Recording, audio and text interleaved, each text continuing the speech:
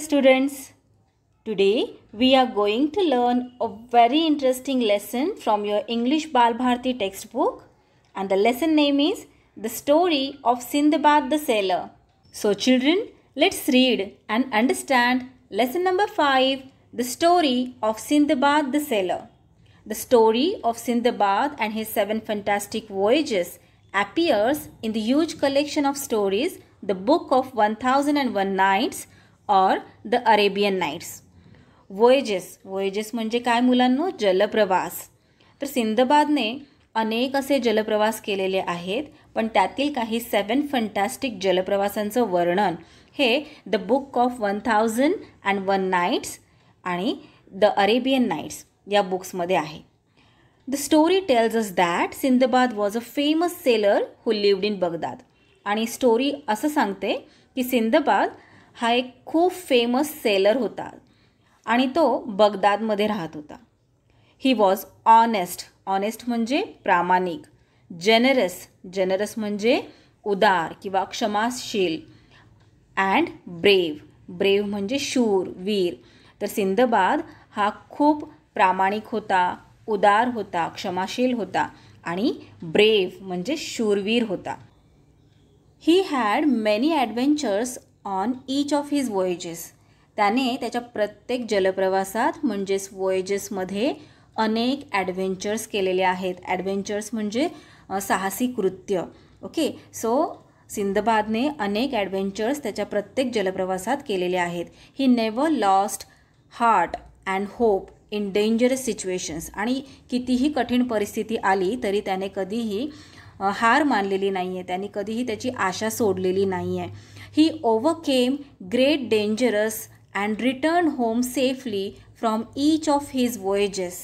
त्याने प्रत्येक संकटावर मात केलेली आहे आणि अगदी सेफली तो घरी परतलेला आहे.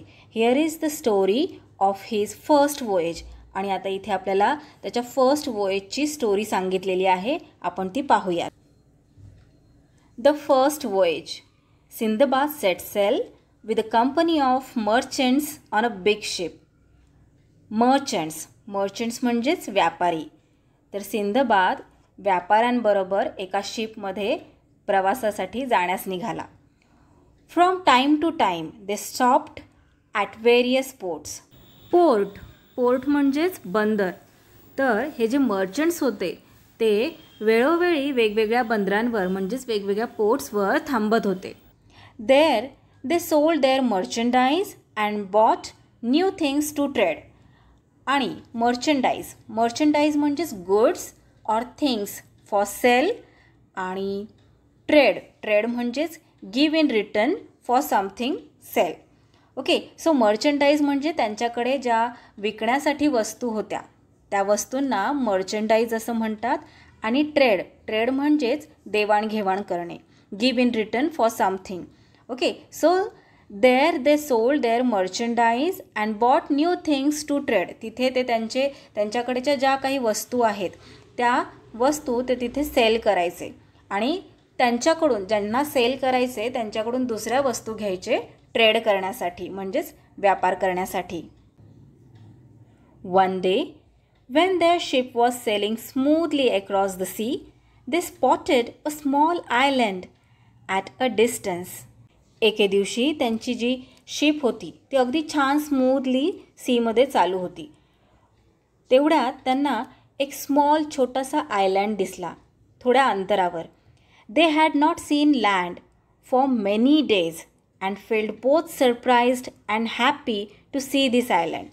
बरेच दिवस झाले त्यांनी लँड पाहिलंच नव्हतं. सगळीकडे पाणीच पाणी, समुद्र होता. त्यामुळे छोटासा आयलँड त्यांना दिसल्यावर त्यांना खूप छान वाटलं. ते खूप हॅप्पी फील झाले आणि त्यांना सरप्राईजसुद्धा वाटलं. वाव, किती छान आयलँड आहे इथे. They sailed close to the island. आणि ते त्या आयलँडच्या जवळ शिपला घेऊन गेले. The captain of the ship allowed them to go there for a picnic. आणि त्या शिपचे जे कॅप्टन होते त्यांनी या सगळ्या मर्चंट्सला अलाव केलं की तुम्ही जाऊन त्या आयलँडवर पिकनिक करा. Everyone was excited. आणि त्यामुळे सगळेजण खूप एक्सायटेड झाले, खूप हॅप्पी झाले. Wow. On the island they strolled around. Strolled means walked here and there without hurrying. काहीही घाईघाई न करता अगदी शांतपणे फिरणे, that is called strolled. Okay, so on the island they strolled around, sang and danced. ते फिरत होते काही चिंता न करता, काही गाणे म्हणत होते, डान्स करत होते. Some people began to wash clothes. आणि काही पीपल तर त्यांचे कपडे धुवायला लागले होते त्या आयलँडवर. Some lit fires to cook meals. आणि काहींनी आग लावली होती त्यांचं जेवण बनवण्यासाठी. Soon a breeze sprang up means developed or began to blow suddenly. आणि ब्रीज म्हणजेच हवा. थोड्याच वेळात हवा खूप जोरात अशी यायला लागली. The fires began to blaze म्हणजे बर्न स्ट्रॉंगली. आता हवा जोरात यायला लागल्यामुळे त्यांनी जी फायर पेटवलेली होती, जी आग तिथे लावली होती जेवण शिजवण्यासाठी, ती सुद्धा खूप जोरात धगधगायला लागली, मोठी झाली ती आग. Suddenly the land began to shake and move. आणि अचानक तो जो लँड होता ते शेक व्हायला लागलं, हलायला लागलं. With a shock the picnic party realise that the island was not an island at all. आणि ते जे पिकनिक करत होते त्यांना असं रिअलाइज झालं, अशी जाणीव झाली की ते जे आयलँड आहे ते ॲक्च्युली आयलँड नाही आहे. They were on the back of a huge sea monster. आणि ते एका ह्यूज म्हणजे खूप मोठ्या सी मॉन्स्टरच्या पाठीवर आहेत. And it had started moving. आणि आता ते हलायला लागलेलं आहे. पीपल बिगॅन टू स्क्रीम म्हणजे ओरडणे. ते जे लोक त्या आयलँड समजून ज्या सी मॉन्स्टरच्या बॅकवर आलेले होते पिकनिक करण्यासाठी, ते आता ओरडायला लागलेले होते, म्हणजेच स्क्रीम करायला लागले होते. They left their pots and pans, their clothes both washed and unwashed and rushed back to the ship. त्यांचे जे पॉट्स आणि पॅन्स होते जे त्यांनी जेवण शिजवण्यासाठी त्या आयलँडवर, सो कॉल्ड आयलँडवर नेलेले होते, ते पॉट्स आणि पॅन्स, क्लोथ्स जे धुतलेले, वॉश्ड आणि न धुतलेले, अनवॉश्ड, ते सगळे तिथेच टाकले. And rushed back to the ship म्हणजे पुन्हा, रश्ड बॅक म्हणजेच पुन्हा शिपकडे पळायला लागले. The captain ordered his man to set sail immediately in order to move away from the monster. शिपच्या कॅप्टनने शिपमधील माणसांना अशी ऑर्डर दिली की पटकन शिप सेट करा, आपल्याला या सी मॉन्स्टरपासून लांब जायचं आहे. इथे या पिक्चरमध्ये पाहताय मुलांनो, इथे ही सिंदबादची शिप आहे आणि त्याच्याबरोबर त्याचे इतरसुद्धा व्यापारी होते, या शिपमधून प्रवास करत होते. आणि इथे सो कॉल्ड आयलँड आहे की जिथे पिकनिक करण्यासाठी सिंदबाद आणि त्याचे फ्रेंड्स उतरले होते. पण हा आयलँड होता का? तर नाही, तो एक सी मॉन्स्टर होता. आणि तो आता मूव्ह व्हायला लागला आहे, शेक व्हायला लागला आहे. सो सगळेजण खूप घाबरलेले आहेत. इथे फायरसुद्धा लीट केलेली आपल्याला दिसते या पिक्चरमध्ये. सो आता हा सी मॉन्स्टर मूव्ह व्हायला लागलेला आहे, त्यामुळे सगळेजण घाबरलेले आहेत आणि सगळे आता शिपकडे धाव घ्यायला लागलेले आहेत की पटकन जाऊन आपण शिपमध्ये बसूयात आणि या सी मॉन्स्टरपासून लांब जाऊयात म्हणून. The sea monster plunged deep into the sea. Plunged म्हणजेच अचानक वेगाने उडी मारणे. The sea monster plunged deep into the C.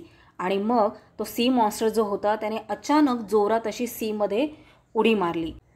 Many of the people managed to climb aboard the ship, but many sank into the sea with the so called island. बरेच असे लोक होते की ते manage करू शकले पुन्हा शिपमध्ये जायला, पण बरेचसे असे लोक होते की जे सीमध्ये बुडून गेले. Sindbad alone did not drown in the sea, but he could not reach the ship. Sindbad हा एकटाच होता की जो सीमध्ये बुडाला नाही, पण तो शिपसुद्धा कॅच करू शकला नाही, शिपपर्यंतसुद्धा तो पोहोचू शकला नाही. ही सॉ इट सेलिंग फार फार अवे. सिंदबादला त्याची शिप दूर दूर जाताना दिसत होती. He was now at the mercy of the waves, being tossed here and there. तो समुद्रामध्ये ज्या वेव्ज असतात त्या वेव्सच्या भरोश्यावरच कधी इकडे तर कधी तिकडे असा टॉस होत राहिला. He clung to a piece of wood and somehow managed to keep afloat. He clung to a piece of wood. Piece of wood म्हणजेच लाकडाचा तुकडा आणि क्लंग म्हणजे घट्ट पकडणे. तर सिंदबादने काय केलं, एक लाकडाचा तुकडा त्याच्या हाताला आला, त्याला त्याने घट्ट पकडलं and somehow managed to keep afloat. Keep afloat म्हणजे वाहत राहणे, तरंगत राहणे. ओके, सो कसं तरी त्याने तो लाकडाचा तुकडा पकडला आणि समुद्राच्या पाण्यावर तरंगत राहिला. He spend the night alone at sea. आणि पूर्ण रात्र तो त्या सीमध्ये एकटाच होता आणि पूर्ण रात्र त्याने एकट्यानेच त्या सीमध्ये घालवली होती. मुलांनो, तुमच्या टेक्स्टबुकमध्ये हे पिक्चर दिलेलं आहे आणि या पिक्चरमध्ये आपल्याला दिसतंय की सिंदबाद जो आहे तो सीमध्ये फ्लोट होत आहे आणि त्याची जी शिप आहे ती त्याच्यापासून लांब लांब आणि लांब जात आहे. मुलांनो, इथे एक वर्ड आलेला आहे अफ्लोट. अफ्लोट म्हणजेच floating. When the next day dawn means the first appearance of light in the sky before sunrise. म्हणजेच आपण पहाट असे म्हणतो. When the next day dawned, Sindbad was happy to see that he had floated near an island, a real big island. जेव्हा दुसऱ्या दिवसाची पहाट झाली तेव्हा सिंदबादला खूप आनंद झाला, कारण तो वाहत वाहत कुठे आला होता, तो एका आयलँडजवळ आला होता. खरं island, a real island, big island, खूप मोठं आयलँड होतं ते. He could see hills and woods and trees at a distance. आणि त्याला दिसत होतं की थोड्याच अंतरावर तिथे हिल्स आहेत, म्हणजे डोंगर आहेत, छोटे छोटे झाडं आहेत. Though he was extremely tired, he swam to the shore with all the strength that he could muster. All the strength that he could muster means all the strength that he could use at that time. Sinbad खूप दमलेला होता, पण तरीसुद्धा त्याच्याकडे जेवढी शक्ती उर्वरित होती, जेवढी थोडीफार शक्ती त्याच्याकडे शिल्लक होती, त्या शक्तीनिशी तो पोहत तिथे सी शोअरवर गेला, म्हणजे सीच्या किनाऱ्यावर गेला. Exhausted and hungry. एक्झॉस्टेड म्हणजेच व्हेरी टायर्ड, खूप जास्त दमलेलं असणं त्याला एक्झॉस्टेड असं म्हणतात. सो एक्झॉस्टेड म्हणजे खूप दमलेला, अँड हंग्री म्हणजे त्याला खूप भूक लागलेली होती. He lay on the sand for some time. तो त्या वाळूवर समुद्रकिनाऱ्यावरच्या थोडा वेळ पडून राहिला. Then again he made an effort and began to walk inland towards the shady fruit trees that he could see at a distance. Inland means towards an area of land away from the seashore. Then again, after some time, he gathered some energy. He stood up and he started walking inland towards the shady fruit trees. Inland म्हणजे समुद्राच्या किनाऱ्यापासून थोडे दूरवर आतमध्ये जे land असते त्याला inland असे म्हणतात. तिथे शेडी फ्रूट ट्रीज होते जे त्याला लांबूनच दिसत होते. त्या दिशेने सिंदबाद चालायला लागला. Luckily this was the time when the king of that island sent his horses to the seashore with the grooms. Grooms means persons who take care of horses. तर लकीली त्यावेळी त्या लँडचा जो किंग होता त्या किंगने त्याच्या हॉर्सेसला ग्रूम्सबरोबर पाठवलेलं होतं सी शोअरवर, म्हणजे समुद्र किनाऱ्यावर. द ग्रूम्स सॉ Sinbad and gave him food and drink. आणि मग त्या ग्रूम्सने सिंदबादला पाहिलं आणि त्याला पाहिल्यानंतरनं त्याला काही जेवण आणि पिण्यासाठी पाणी वगैरे ऑफर केलं. देन दे टूक हिम टू द किंग. आणि त्यानंतर ते त्याला किंगकडे घेऊन गेले. The king was impressed by the way Sindbad told him about what had happened. आणि मग सिंदबादने त्या किंगला सांगितलं की माझ्याबरोबर असं असं झालेलं होतं. तर ते सगळं ऐकून किंग फार इम्प्रेस झाला. He asked Sindbad to stay with him and work as an officer of the king at the port. आणि मग त्या किंगने सिंदबादला काय सांगितलं की तू आता इथे आमच्याबरोबर थांब आणि ॲज अन ऑफिसर या पोर्टवर तू काम कर. Sindbad stayed there for a few days, learning a lot from the king and the people on the island, and in turn telling them about the other cities and ports that he had visited. Sinbad काही दिवस तिथे राहिला आणि तिथे राहिल्यावर त्याने तेथील किंगकडून, तिथल्या लोकांकडून त्या आयलँडबद्दल बरंच काही शिकून घेतलं. त्याचप्रमाणे इन रिटर्न सिंदबादने सुद्धा ज्या ज्या सिटीजला, ज्या ज्या पोर्ट्सला त्याने व्हिजिट केलेलं होतं त्या त्या सिटीजबद्दल, त्या त्या पोर्ट्सबद्दल तेथील किंगला आणि तेथील लोकांना बरीचशी माहिती सांगितली.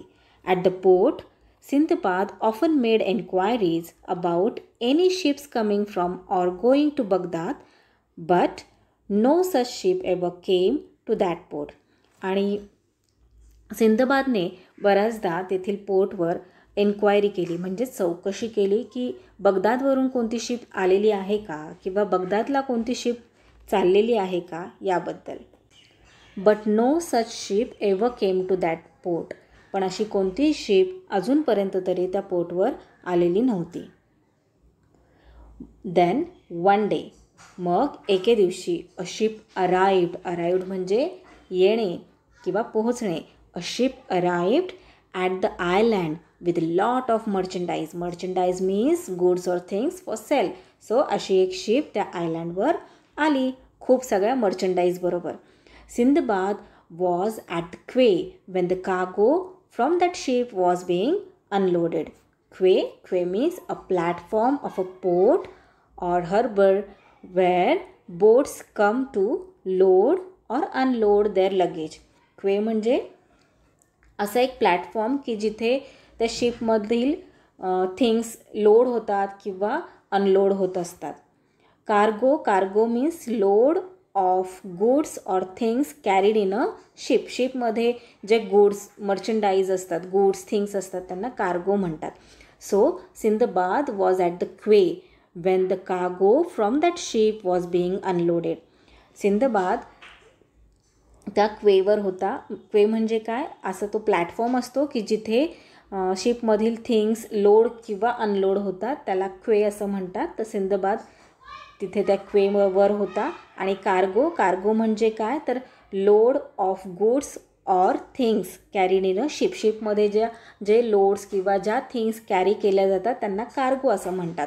तर सिंदबाद हा त्या क्वेवर होता जेव्हा शिपमधील ज्या थिंग्स आहेत, कार्गो जे आहे ते अनलोड होत होतं. अनलोड म्हणजेच शिपमधून खाली उतरवलं जात होतं. आणि लोड म्हणजे काय, तर शिपमध्ये भरणे, त्याला लोड असं म्हणणार. आणि अनलोड म्हणजे शिपमधून खाली उतरवलं जात होतं.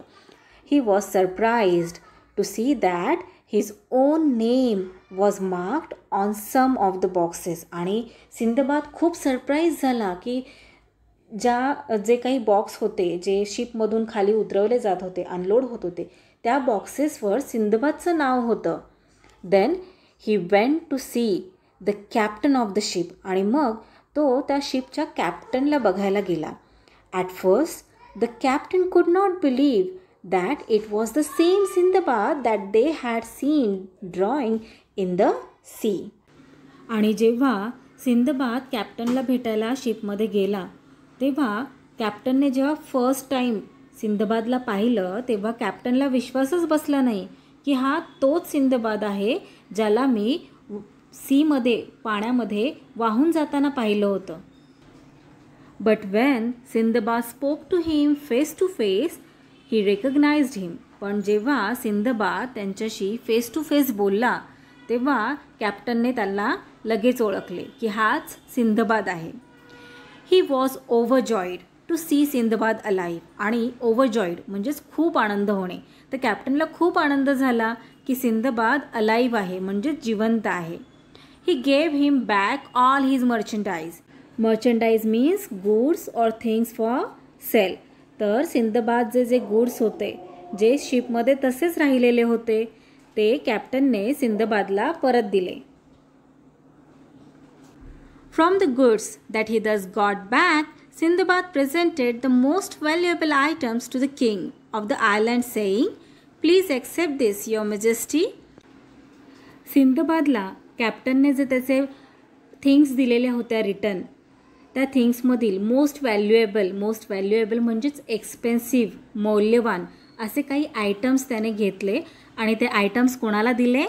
तर ज्या आयलँडवर सिंदबाद राहत होता इतके दिवस तेथील किंगला. आणि काय म्हणाला? Please accept this, your majesty. You have been very kind and very generous to me. Sindbad काय म्हणाला की किंग, तुम्ही माझ्याबरोबर खूप छान वागलात, खूप काइंड आणि जनरस वागलात. द किंग वॉज प्लीज्ड, आणि त्यामुळे किंगला पण खूप छान वाटलं. He too gave Sindbad many valuable gifts when Sindbad left the island with the merchant ship. मग त्या किंगने सुद्धा सिंदबादला काही व्हॅल्युएबल गिफ्ट्स दिले जेव्हा सिंदबाद मर्चंट शिपबरोबर रिटर्न जात होता तेव्हा. If you want to know what happen to Sindbad afterwards, you have to read the rest of the story of his fantastic voyages. मुलांनो, जर तुम्हाला जाणून घ्यायचं असेल की यानंतर सिंदबाद बरोबर काय झालं, तर तुम्हाला त्याची फॅन्टॅस्टिक वॉयजेसची स्टोरी वाचावी लागेल. So that's all for today, children. Do watch the second part of this lesson for question and answers. Link is given in the description box below. Thank you.